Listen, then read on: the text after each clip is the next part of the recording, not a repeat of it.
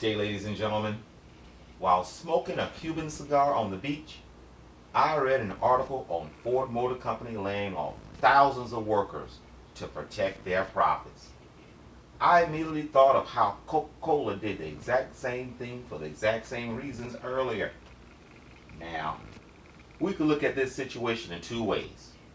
The first, these bastards are so brazen now, they can actually confess to ruining thousands of people's lives for simple greed's sake. A very plausible explanation. Or the companies are protecting their shareholders' profits from an imminent disruption of service in the near future. The reason I thought it would be in the near future is because profit earnings are recorded each quarter or every 4 months.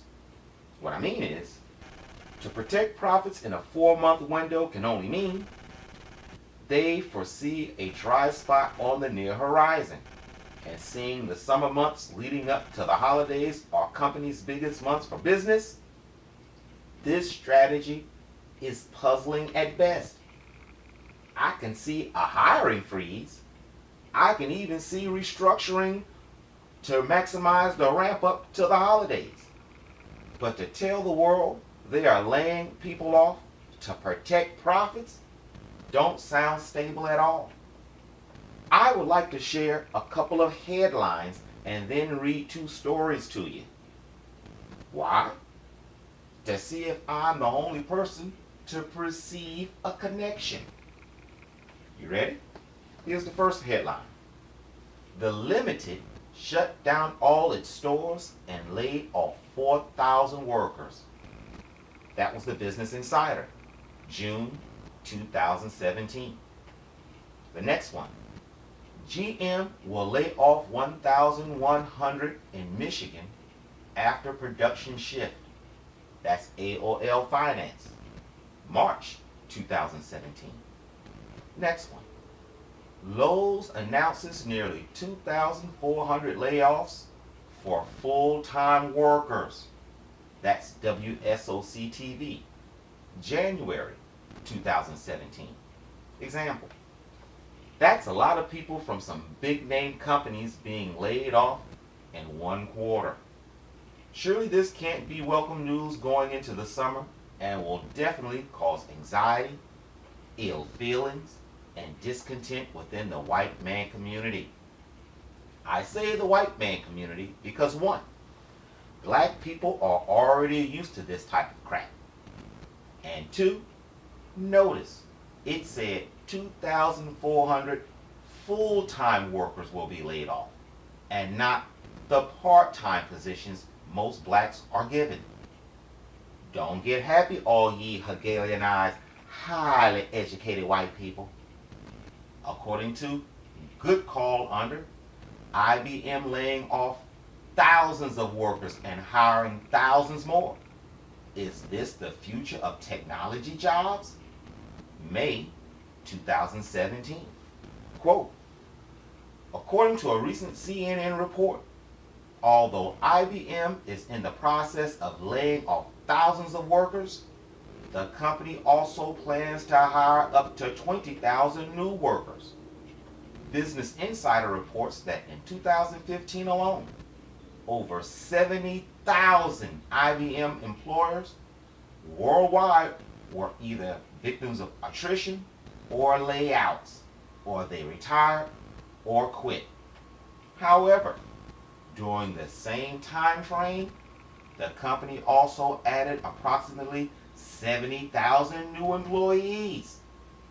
However, some analysts expect that up to 14,000 employees will receive a pink slip this year.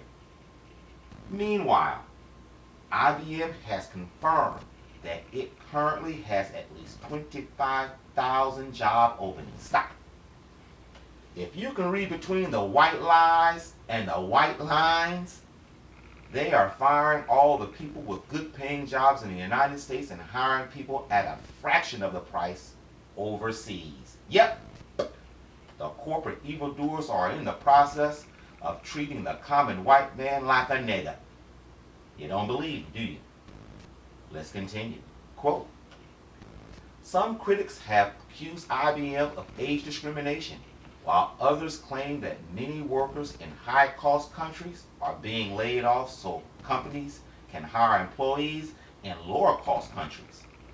For instance, the New York Post reported in 2013 that IBM had more workers in India than in the U.S. The news outlet also explained that while a senior IT specialist commands $100,000 a year in the U.S., the average IBM worker in India earns $17,000 annually. But IBM isn't the only IT company laying off workers. Chowdhury predicts massive layoffs at other well-known companies as well, including Oracle, Microsoft, Cisco, VMware, Symantec, and ECM. Stop. Surely you know the white man will need a scapegoat. I mean an outlet for his white rage. In his mind, somebody other than another white man has to be behind this dastardly deed. The white man has been deceived to believe and perceive so-called African Americans are the cause of America's problems, when in fact, it's the white man that don't give a damn if your family eats or not. Check it out. Quote, Billy G. Blair, PhD, President and CEO of Change Strategics, Inc., tells Good Call that what IBM is doing is not rare at all. Her organization routinely works with other Fortune 500 companies when they reorganize their workforce. Personal quote, once the new direction for the future of the company has been determined through a process that we call strategy systems building, that sets out the direction for the future based on past efforts of the company and the future needs for performance. We assist the corporation in looking carefully at all employees, determining potential and fit for those new directions, and assessing potential for upgrading skills for all employees, she says. Stop. Wow. Did you hear that, Mr. Charlie? Amazing. Did you hear how non-personal and clinical your livelihoods have become in your daddy's hands? You should feel like absolute crap right now. Everything they told you that you needed to be secure and special was one big lie. They have companies that specialize in whacking your giant school loan having butt off. They know years ahead that they are going to hire an immigrant in Bombay and give you the pink slip just when it will hurt the most. You know, after you think you have enough experience with the company under your belt and start buying high-ticket items. You don't believe me, do you? Let's continue, please. Quote, then, Blair says organizations like Change Strategics helps their clients find the additional employees they need.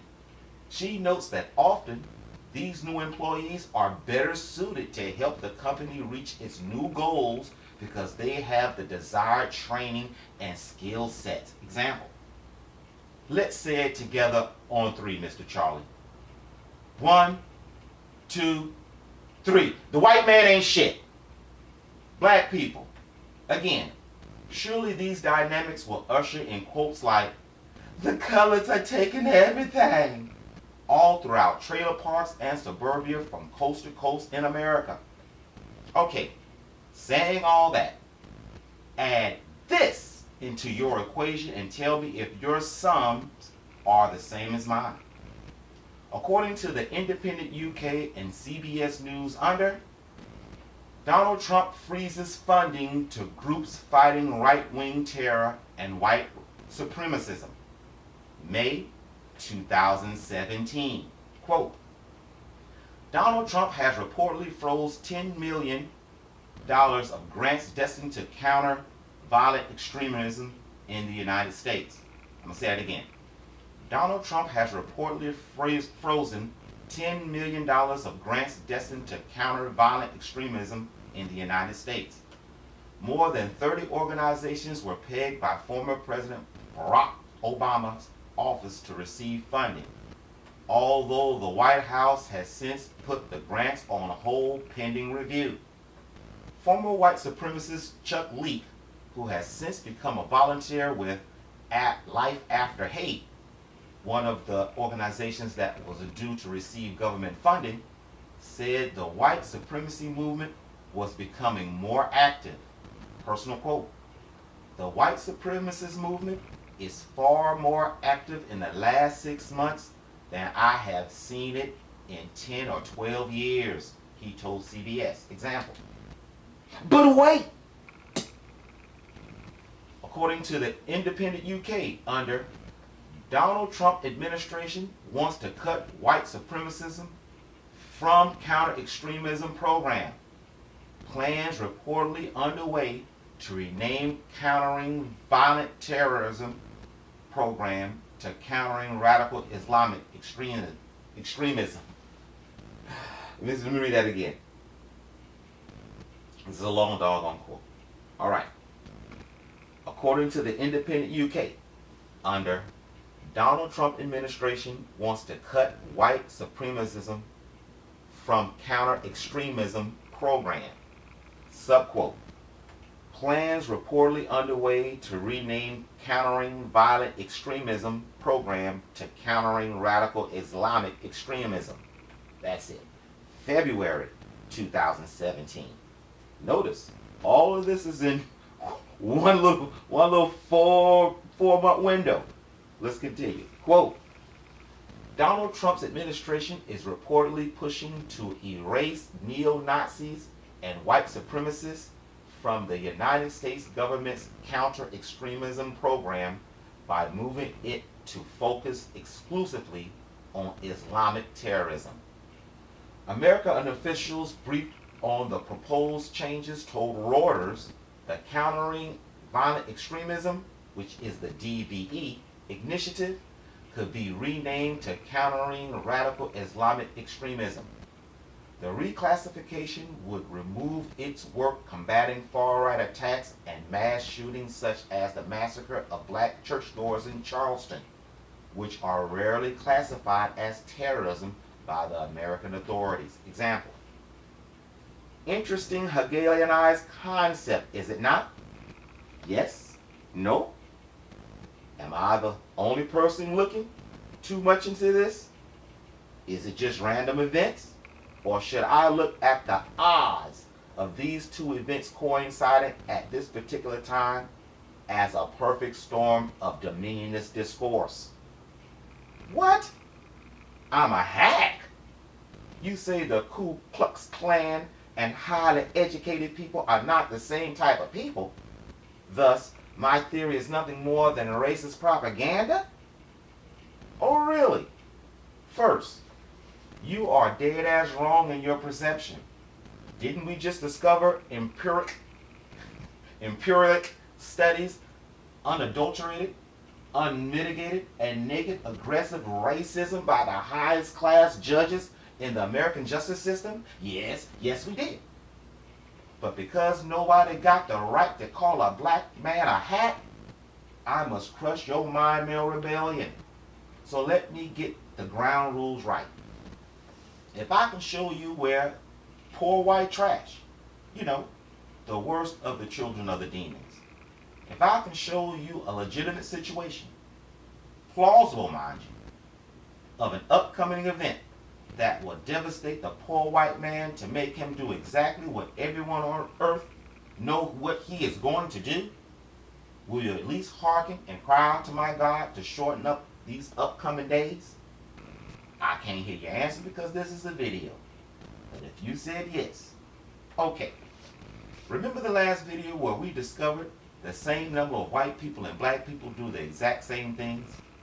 Well, this is also true with government assistance. Yes, far more black people as a ratio are on public assistance. But a person's life is not a ratio, meaning the same number of white people, whether their population pool is bigger or not. The same amount of lives depend on the same exact programs. Check out these headlines. Quote, Trump administration considers $6 billion cut to HUD budget. That was the Washington Post, March 8, 2017. Please understand, people, this will hit everyone that gets any type of assistance from public housing. This includes low rent, bleach blonde trailer trash, all the way up to their beer drinking grandmothers. Check out this headline. Medical research, health care face deep cuts in Trump budget. That was the NPR, May 2017. This will hit everyone that is on Medicaid and Medicare, including daytime adult care. Yep, little old white ladies and men are number one in this department. And surely we know the white man isn't conducting medical research for the benefit of poor black people, do we? Let's continue with the next flashpoint for poor white trash hate. Quote, 7 things you need to know about Trump's budget will affect schools in California and nationwide. That was the LA Times, May 2017. Please understand, this will be a $9 billion reduction for programs white children benefit from, like Special Olympics, reading initiatives, deep cuts to both K-12 and higher education, Title I. College students on balance would get less to help pay for their schools. And as the LA Times puts it, quote, low-income students and their families depend on the federal government for help accessing health care, food, and shelter. The budget would cut $193 billion in food stamp dollars. It would also slash $800 billion in funding for such programs as children's health insurance and Medicare. Example.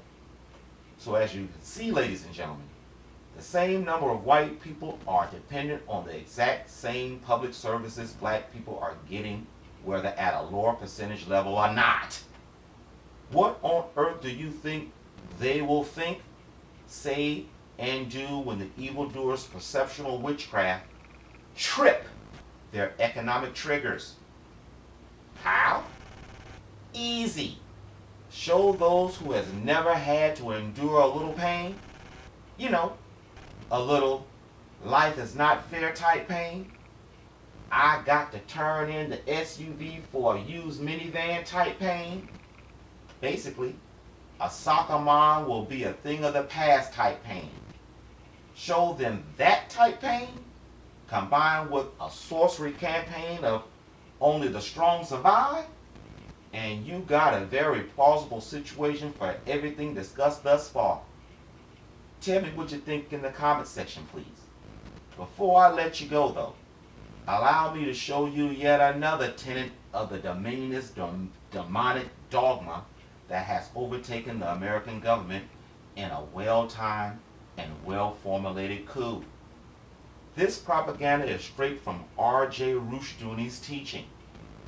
According to Yahoo News, under rich politician Ben Carson says poverty is just a state of mind. May 24, 2017. Personal quote.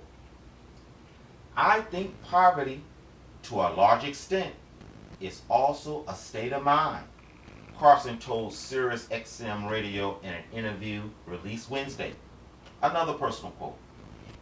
You take somebody that has the right mindset, you can take everything from them and put them on the street, and I guarantee in a little while they'll be right back up there. Carson added that someone with the wrong mindset, who has been given everything in the world, will continue to stay poor. Another personal quote. There's also a poverty of spirit. You develop a certain mindset, Carson said in his interview Wednesday. Example. Allow me to ask you a question, gentle stranger. Am I the only person who realized that was some powerful word witchcraft on how to indoctrinate a slave? Notice how everything was predicated on your mindset. I know it was meant for your eyes and heart to hear a positive attitude, but his use of the Spirit changes this entire subject to a come to colorless Jesus narrative.